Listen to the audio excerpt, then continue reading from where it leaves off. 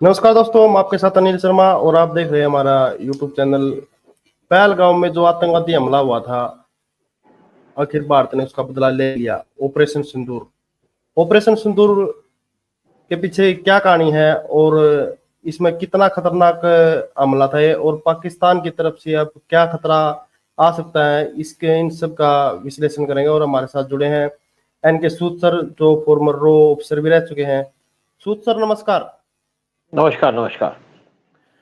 जी सूद sir, अभी जो operation सिंदूर क्या है, इसके बारे में बताइए कुछ। देखिए, कल हमने बात की थी आपस में जी कि क्या इंडिया और पाकिस्तान का वार होगा, जी जी क्या यहाँ पे मीटिंगें चलती रहेंगी। तो मैंने आपसे जी कहा था कि वार जरूर होगा, वार इनएविटेबल है। जी जी और यहाँ पे पीएम मोदी मीटिंग कर रहे थे, कभी अपने डिफेंस मिनिस्टर के साथ, कभी जी आर्मी नेवी और एयरफोर्स की चीफ के साथ, फिर उनके साथ सेपरेट मीटिंग की। और कल शाम को मोदी की मीटिंग हुई अजीत डोवाल के साथ, और 40 मिनट मीटिंग चली, जी जहां पे पूरा इशू डिस्कस किया गया। पाकिस्तान पे कैसे हमला किया जा सकता है, पाकिस्तान से कैसे बदला लिया जा सकता है। और उसके बाद रात को मिडनाइट में जी पाकिस्तान में 25 मिनट तक अटैक चलता रहा। इंडिया ने पाकिस्तान के ऊपर, पाकिस्तान के 9 टेरर कैंप के ऊपर मिसाइलों से हमला किया जी और उनके 9 टेरर कैंप को डिस्ट्रॉय कर दिया। 4 टेरर कैंप थे पाकिस्तान के पंजाब के अंदर, और 5 थे पीओके के अंदर। जी इससे पहले जब उरी अटैक हुआ था, तो इंडिया ने सर्जिकल स्ट्राइक की थी पाकिस्तान के टेरर कैंप पे पीओके के अंदर। जब बालाकोट स्ट्राइक हुई, जी जब पुलवामा अटैक हुआ, तो इंडिया ने एयर स्ट्राइक की, वहां पे एयरक्राफ्ट भेजे पाकिस्तान के अंदर। और उस टाइम पे पीएम मोदी को सारे जो टेरर कैंप थे उनकी डिटेल्स दी गई। जी एक कैंप था सवाई नाला, जो जी पीओके के अंदर था, बड़ा बहुत बड़ा कैंप था। लेकिन पीएम मोदी ने कहा हमें एक मैसेज देना पाकिस्तान को, और बड़ा मैसेज देना है, क्योंकि हमारे 40 सोल्जरों को मारा गया, तो हम पीओके के बाहर अटैक करेंगे। उस टाइम पे जी 2 टेरर कैंप थे जिसपे चुना गया कि किस पे अटैक करेंगे। एक था बालाकोट, और जी दूसरा था पाकिस्तान के पंजाब प्रोविंस के अंदर भावलपुर। जी लेकिन भावलपुर को उस टाइम पे छोड़ दिया गया, क्योंकि भावलपुर के पास मस्जिद भी थी, सिनेमा घर था, और वो लोकेटेड था ऐसे एरिया में जहाँ पे भीड़ होती है। और बालाकोट था एक शेड्यूल्ड जगह पे, यानी कि अलग जगह के ऊपर, जहाँ पे कोई आपस में लोग नहीं थे। इंडिया के रॉ के पास पूरी डिटेल्स थी कैंप की, कितने कितने टेररिस्ट हैं। और पीएम जी मोदी ने कहा हम स्ट्राइक करेंगे बालाकोट पे, तो बालाकोट पे स्ट्राइक कर दी, जहां पे 300 टेररिस्ट मारे गए। और जितनी भी बिल्डिंग जी थी, उसकी पूरी की पूरी डिटेल थी रॉ के पास, जो उन्होंने एयरफोर्स को प्रोवाइड की थी। और पाकिस्तान के लिए बहुत बड़ा झटका था।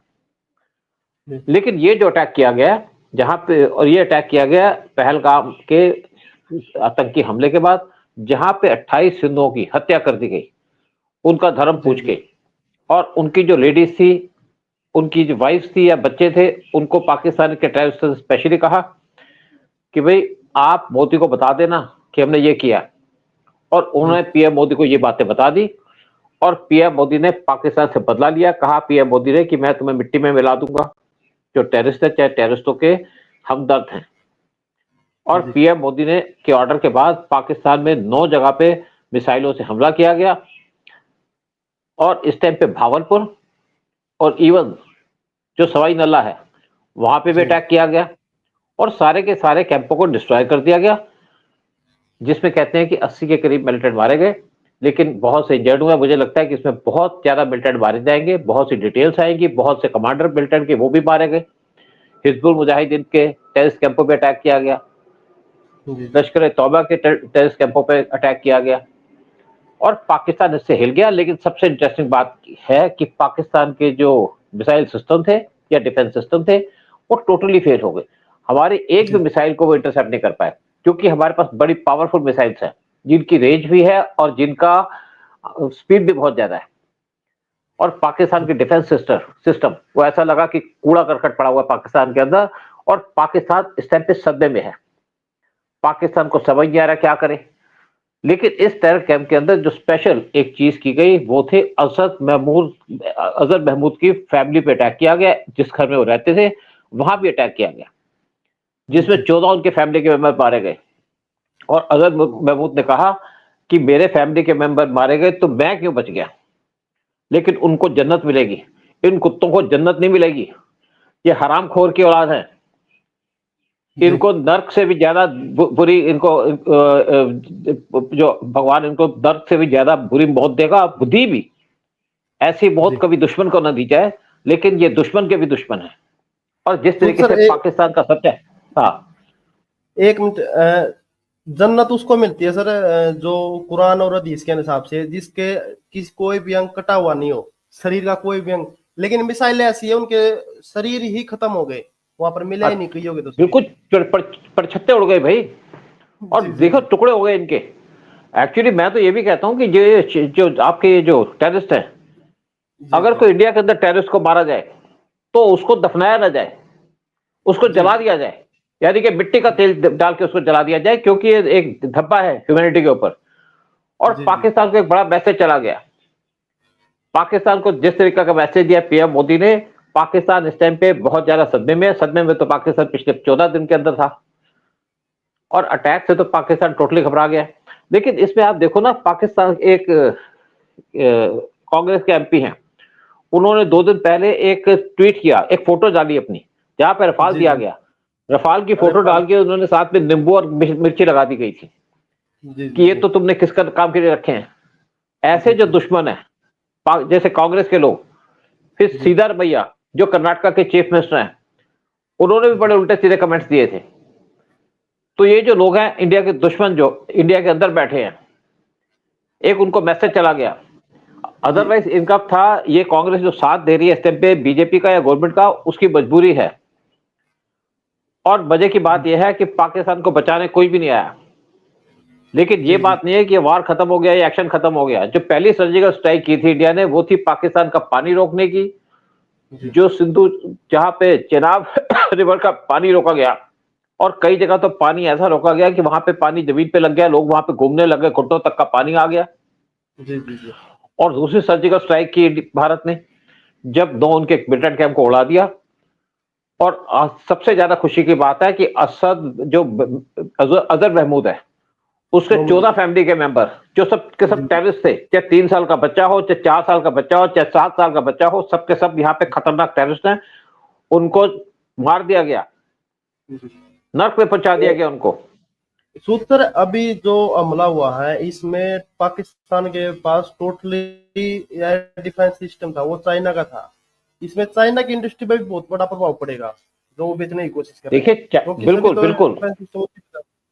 जी अब यहाँ पे लोग बड़ी बातें कर रहे थे कि जी जी चाइना अगर वार होगा इंडिया पाकिस्तान का, तो चाइना बीच में आ जाएगा।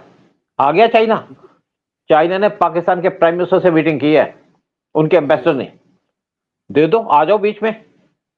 जी। सूत्र एक लेकिन मेन बात क्या है, हाँ, जी, मनोज मुकुंद नरवणे जो अपने आर्मी चीफ है, उनका भी बयान आया है कि पिक्चर अभी बाकी है। तो इस बिल्कुल पे क्या बाकी। कहोगे? देखो, अब ये अभी जो दिखाया गया, ट्रेलर दिखाया गया, मेन जी फिल्म जी तो आएगी अभी। ये नहीं है यहाँ जी पे बात खत्म हो गई है, बातें आगे बढ़ेगी। जैसे पाकिस्तान के डिफेंस मिनिस्टर ने कहा कि इंडिया चाहे अगर आगे नहीं बढ़ेगा तो हम यहाँ वार खत्म कर देंगे। लेकिन जी कौन पूछता पाकिस्तान के डिफेंस मिनिस्टर को? क्या जी पाकिस्तान के डिफेंस मिनिस्टर से पूछ करके टेररिस्ट भेजे गए थे इंडिया के अंदर? क्या आसिम मुनीर ने पाकिस्तान के प्राइम मिनिस्टर को कॉन्फिडेंस में लिया था कि मैं इंडिया पे अटैक करने जा रहा हूं? जी जी पूछा तक नहीं, बताया तक नहीं, और एक टेररिस्ट अटैक कर दिया इंडिया के ऊपर। लेकिन जब वहां पे मौत आ गई, तो आसिम मुनीर इस टाइम भी छुपे हुए हैं एक बंकर के अंदर, वहां से बाहर निकल नहीं पा रहे। और फिर यहाँ पे बड़ी मूछें कर करके बातें कर रहे थे कि हिंदू और मुसलमान अलग है। बिल्कुल अलग है, तुम टेररिस्ट है, हम एक ईमानदार देशभक्त है। जी क्या किसी हिंदू ने इस टाइप का टेररिस्ट अटैक किया है? ये सारे के सारे टेररिस्ट अटैक किए जाते हैं मुस्लिम्स के द्वारा।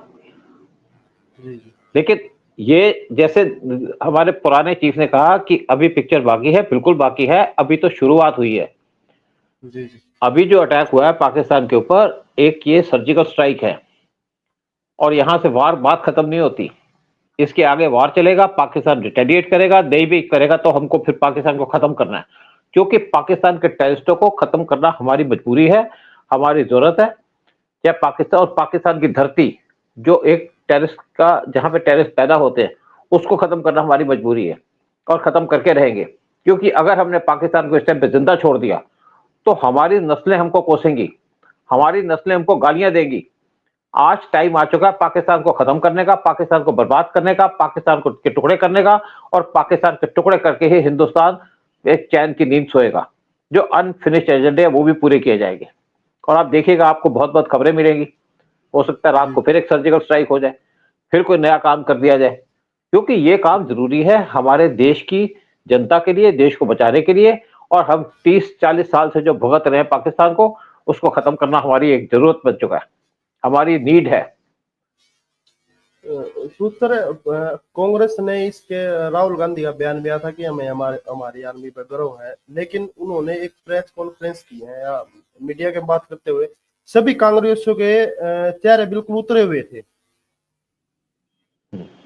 वो खुश नहीं थे कि भाई हमने अटैक किया। तो इसके पीछे क्या हो सकता है, क्योंकि नेता का ये तो देखिए, नहीं देखी जाती। देखिए आज मुझे बताइए कि पिछले 11 साल में कांग्रेस क्या कर रही है, क्या कर रही थी? सिर्फ हिंदुओं को गालियां दे रही थी, मुस्लिमों को खुश कर रही थी, पीएम मोदी को गालियां दी जा रही थी।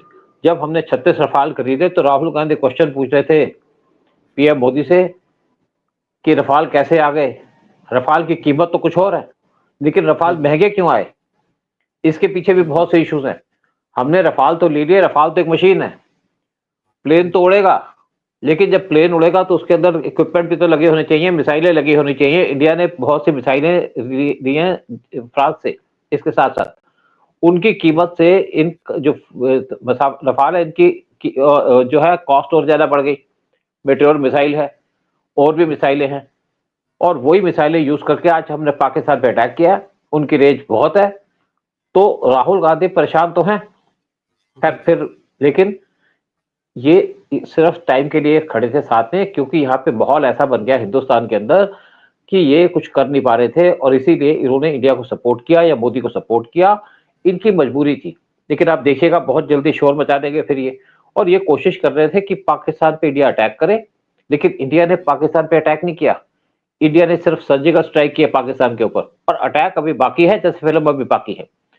और मैं हमारे दर्शकों शुक्रिया से भाई। भी यही आग्रह करना चाहूंगा, सूत्र का भी बहुत बढ़िया चैनल है, वहां पर भी बहुत क्रेडिबल इंफॉर्मेशन मिलती है। आप वो जाकर भी चैनल को सब्सक्राइब करें। बहुत बहुत धन्यवाद सूत्र, धन्यवाद। धन्यवाद, शुक्रिया बहुत बहुत।